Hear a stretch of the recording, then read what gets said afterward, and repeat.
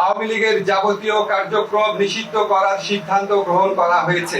আজ শনিবার 10 মে 2025 তারিখে উপদেষ্টা পরিষদের এক বিশেষ সভা অনুষ্ঠিত হয়।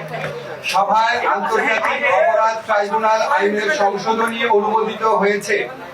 সংশোধনী অনুযায়ী আন্তর্জাতিক অপরাধ ট্রাইব্যুনাল কোন রাজনৈতিক দল, তার অঙ্গ সংগঠন বা সমর্থক গোষ্ঠীকে শাস্তি দিতে পারবে। উপদেষ্টা পরিষদের বৈঠকে আন্তর্জাতিক অপরাধ ট্রাইব্যুনালে বাংলাদেশের আওয়ামী লীগ ও তার নেতাদের বিচার কার্য সম্পন্ন না হওয়া পর্যন্ত দেশের নিরাপত্তা ও সার্বভৌমত্ব রক্ষা, জুলাই আন্দোলনের নেতাকর্মীদের নিরাপত্তা এবং আন্তর্জাতিক অপরাধ ট্রাইব্যুনালের বাদী ও সাক্ষীদের সুরক্ষার জন্য সন্ত্রাস বিরোধী আইনের অধীনে সাইবার স্পেস সহ আওয়ামী লীগের যাবতীয় কার্যক্রম নিষিদ্ধ করার সিদ্ধান্ত গ্রহণ করা হয়েছে। এই বিষয়ে প্রয়োজনীয় পরিপত্র পরবর্তী কর্মদিবসে জারি করা হবে।